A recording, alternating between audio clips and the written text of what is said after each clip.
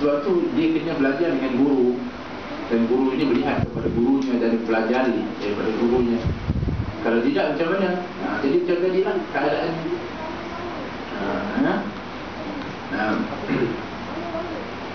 Faslun syaraitu wujubil haji sabatu asya'.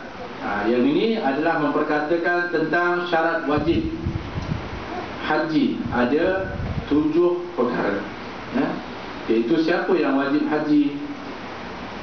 Tengok kita dimasuk tak antara orang-orang yang wajib untuk menunaikan haji. Yang pertama adalah al-Islam. Orang kafir maka gugur, bukan gugur, maka ketika itu dia tidak boleh dan tak sah baginya haji.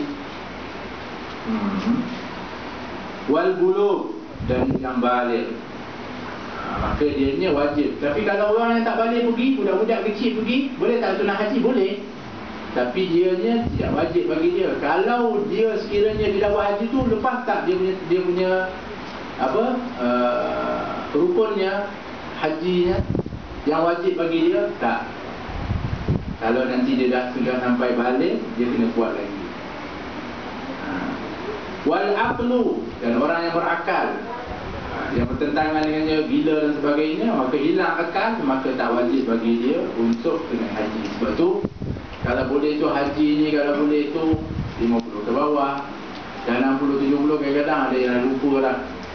Kadang-kadang hilang betul, bukan lupa lagi, memang dia tak ingat langsung, pun dibawa juga pergi haji. Akhirnya macam mana? Wal huriyah, ini kalau hamba tidak wajib. Wa wujudul zat, dan ada bekalan. Wujudul zat yang disebutkan adalah ada bekalan di dalam perjalanan.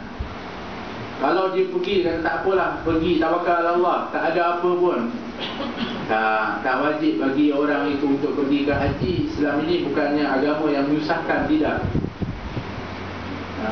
Ya, kita tawakal kepada Allah, ya, tapi kalau kamu sampai di tengah jalan nanti dalam keadaan akhirnya terpaksa meminta-minta dan sebagainya, ataupun nanti terhalang daripada untuk sampai ke tempat apa yang telah kamu niatkan. Jadi wujud zat adalah merupakan syarat wajib haji. Dan juga bukan hanya yang disebutkan tadi, wujud zat itu bagi orang yang nak pergi itu, yang dia nak tinggalkan pun keluarga dia.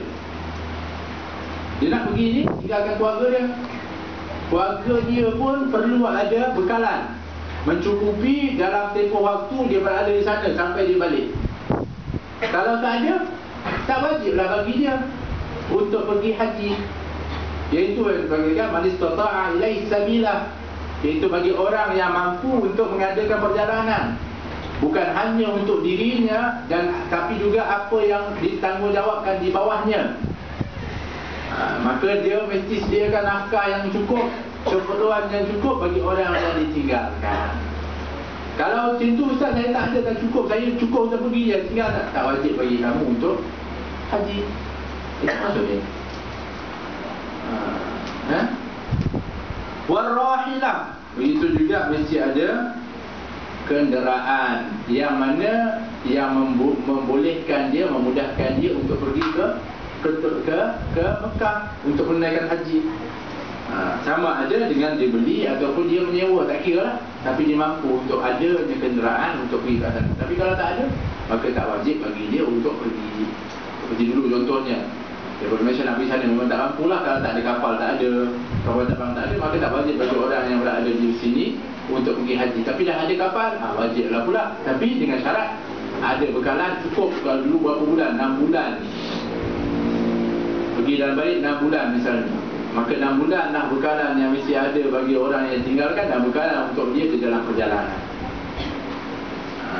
Sebab tu kalau orang yang pergi itu, dia biasanya pesan, kalau ini bukan untuk orang haji-haji saja, orang yang pergi mana pun, kalau kita tinggalkan, kita bagi istauda'akumullah, aku titipkan kamu kepada Allah. Dulu pernah satu cerita, seorang ulama ni, dia keluar, dia tak yakin kepada Allah. Isteri sedang mengandung, dia pegang perut isteri dia, dia kata kat anak dia, dia cakap, bukan cakap kat isteri dia, cakap kat perut, istauda'akumullah, istauda'akallah, aku titipkan engkau, wahai bayi dalam perut ni, kepada Allah. Keluar, tawakal Allah. dalam masa dekat sana isteri dia meninggal. Isteri dia aklian, iaitu secara akal dia. Yang hidup ini mati, yang dalam ini mati. Kita nak kubur tak.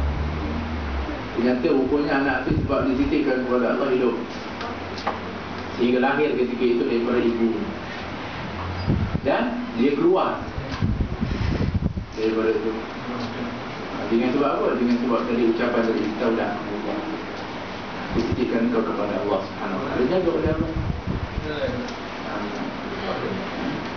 Jadi itu di antaranya doa yang biasanya dituntut untuk kita baca, kita sebutkan kepada orang yang kita tinggalkan. Wa takhliyatul tariq wa imkanul masir, dan juga yang disebutkan takhliyatul tariq, iaitu perjalanannya itu aman, okey, tak ada gangguan, tak ada quta'it tariq, iaitu orang yang mana merompak di tengah jalan, yang memanglah ma'ruf lah. Contohnya terusan ada di sana sekarang ni kan, lalu kena rompak.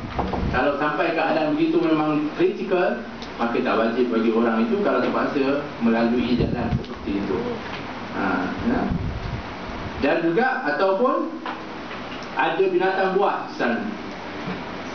Di perjalanan tu tahu dah, kalau mesti ke jalan ni mesti ada singa misalnya, atau harimau dan sebagainya, yang mana mesti akan ditempuhi dan akhirnya biasanya akan memudaratkan.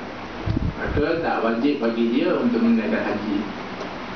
Cuma kata apa, kata disebutkan dulu para ulama, orang yang mana hatinya takut kepada Allah, maka makhluk akan takut kepada dia. Tapi kalau lah orang yang mana sibuk menguruskan jasad dia, nak betulkan jasad, nak smart, nak betulkan dia punya cara ni betul lah. Ini kan orang sibuk semua tentang hukum hakam, kita panggil apa, jasmani ni, fizikal, macam mana nak angkut macam ni dan sebagainya. Tapi hatinya kosong daripada Allah Subhanahu Wa Taala, khusyuk dan sebagainya. Maka yang ni sehingga cukup-cukup. Tapi kalau sekiranya hatinya takut kepada Allah, khusyuk dan sebagainya, maka makhluk akan takut kepada dia. Itu sahabat-sahabat Nabi SAW, sahabat Nabi Safinah, ketika mana mereka nak pergi serang kepada Rom, kapalnya itu pecah, mereka terdampar. Ketika itu mereka mencapai kepada papan-papan yang ada di lautan tersebut. Kemudian mereka terdampar satu pulau. Pulau ni pula dihuni oleh singa. Singa tu datang, sahabat dah takut dah. Safinah ni sahabat Nabi SAW, dia panggil Maula Nabi SAW. Dia adalah merupakan maula kepada Nabi, membantu kepada Nabi SAW. Dia pergi cakap, wahai singa, aku ni adalah pembantu Nabi SAW.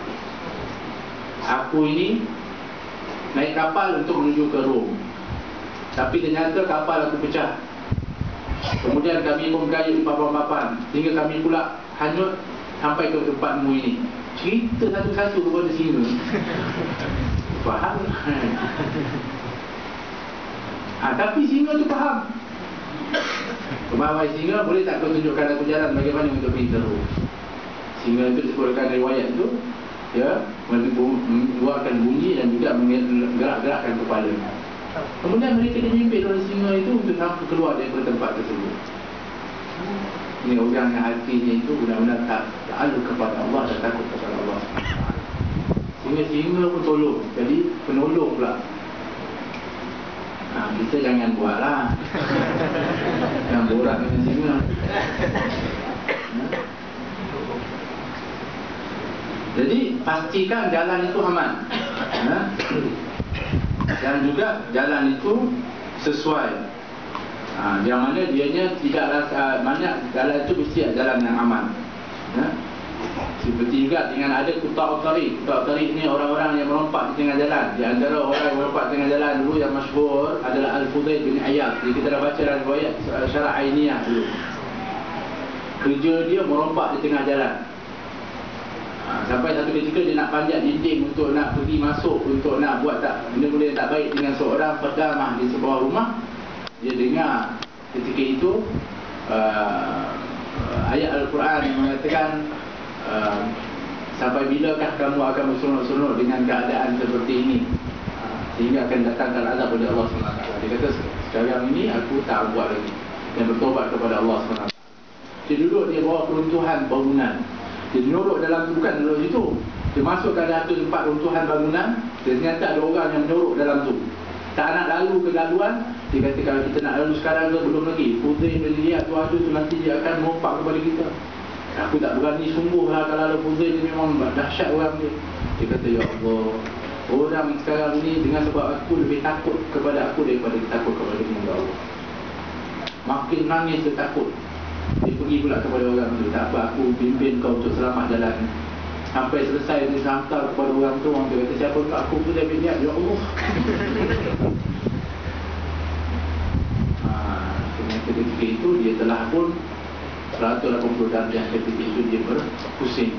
Jadi orang yang saleh, dan dia adalah orang yang disebutkan di antara para salihin, yang mana dia benar-benar beriman kepada Allah Subhanahu wa ta'ala.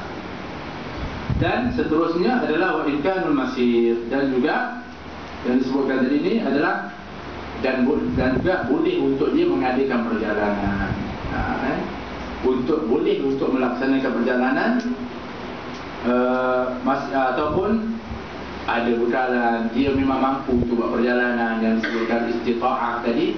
Maka ini semua adalah di antara syarat-syarat istita'ah atau kemampuan.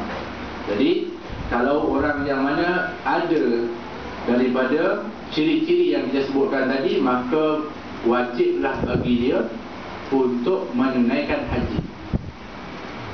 Dan termasuk hari ini syarat tambahan apabila dianya terpilih. Dan itu istita'ah.